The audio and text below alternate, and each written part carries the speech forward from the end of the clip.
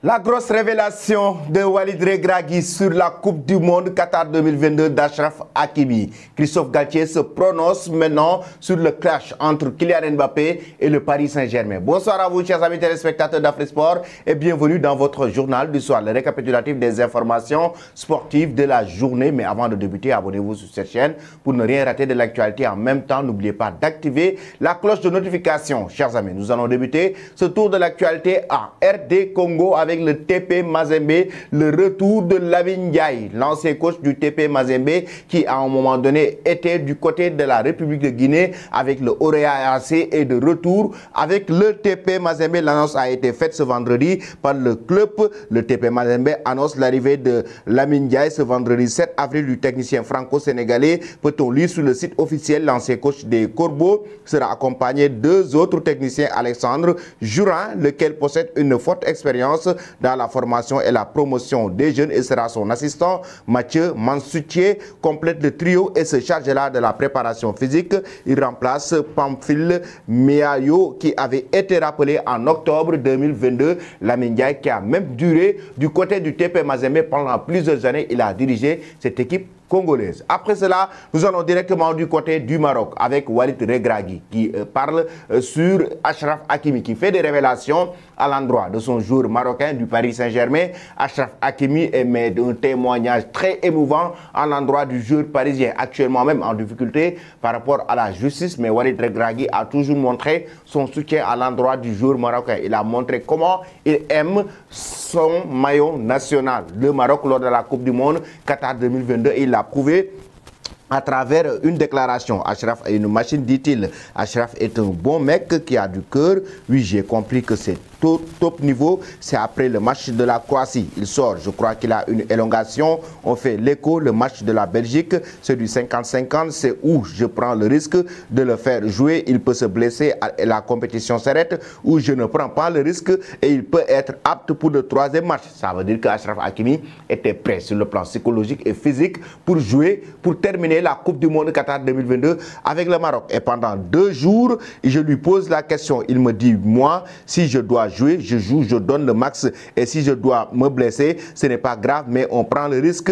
Et je l'ai fait jouer. Il a tenu environ 65 à 70 minutes contre la Belgique et il a fini la Coupe du Monde avec une élongation pendant toute la compétition. Ce qui montre et prouve comment Achraf Hakimi était hyper motivé pour terminer la Coupe du Monde Qatar 2022 avec le Maroc, malgré une élongation, malgré une blessure. Et c'est quand même très risqué de sa part, mais ça montre comment le joueur était déterminé à vraiment s'engager et en même temps à venir supporter l'équipe nationale du Maroc. Chers amis, je vous pose cette question. Pensez-vous que le Maroc va remporter la prochaine Coupe d'Afrique des Nations? Donnez vos avis en commentaire. Après cela, nous filons directement du côté de la France maintenant.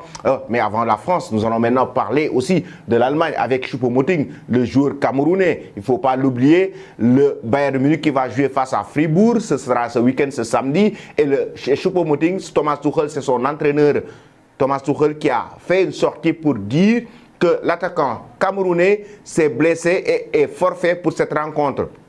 Il s'est blessé au genou et en même temps, Choupo-Moting est incertain pour le match face à Manchester City. Ça veut dire que c'est un vrai coup dur pour le club bavarois. Lui, Choupo-Moting qui est sur une très belle lancée, une très belle saison avec le Bayern Munich depuis qu'il a quitté le Paris Saint-Germain. Surtout cette saison. Surtout cette saison où Choupo-Moting s'est montré très compétitif avec cette équipe bavaroise sous l'ère Julian Nagelsmann. En même temps, sous l'ère Thomas Tuchel, il commence à encore une fois retrouver ses marques parce qu'il est sur une très bonne constance par rapport aux performances qu'il montre. Même s'il ne marque pas de but, il fait des passes décisives. En même temps, il a un apport incroyable sur le front de l'attaque de cette équipe bavaroise, raison pour laquelle c'est un coup dur pour le Bayern Munich qui doit affronter Fribourg ce samedi, ce week-end. Et Choupo-Moting est en même temps, chers amis, incertain pour le match face à Manchester City mardi prochain, comptant pour les quarts de finale aller de la Ligue des Champions. Que pensez-vous, chers amis, de Choupo-Moting concernant son avenir au Bayern Munich? Pensez-vous qu'il doit rester au sein du club bavarois ou quitter le Bayern Munich? En même temps, donnez vos pronostics dès à présent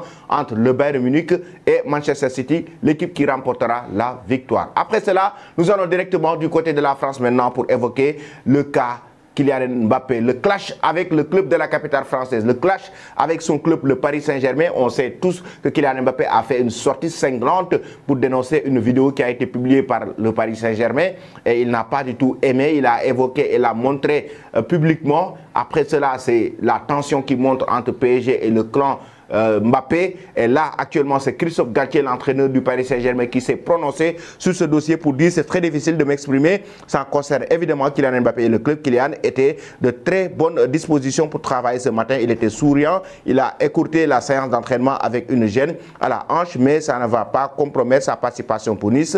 Je sais qu'il y a eu beaucoup de discussions entre la direction et Kylian. L'incident ou le malentendu est dissipé, dit carrément son entraîneur Christophe Galtier. Selon vous, chers amis, Kylian Mbappé doit-il rester au PSG ou aller directement du côté du Real Madrid? Donnez vos avis en commentaire. Et nous allons terminer ce journal du soir avec la nouvelle vie de Franck Ribéry après sa retraite. Oui, l'ancien international français Franck Ribéry qui a marqué surtout notamment le club bavarois, le Bayern Munich, de par ses performances, mais aussi les trophées qu'il a su remporter au sein du club bavarois. Mais il a terminé du côté de la Fiorentina en Italie après avoir disputé 51 matchs entre 2019 et 2021 avec la Fiorentina. Le natif de Boulogne-sur-Mer a raccroché officiellement ses crampons il y a quelques mois à côté de la Salernitana en saison d'une blessure au genou. Oui, avec Salernitana, cette blessure l'avait handicapé, l'avait contraint à arrêter sa carrière de footballeur, alors qu'il avait évoqué sa volonté en mars dernier de devenir entraîneur principal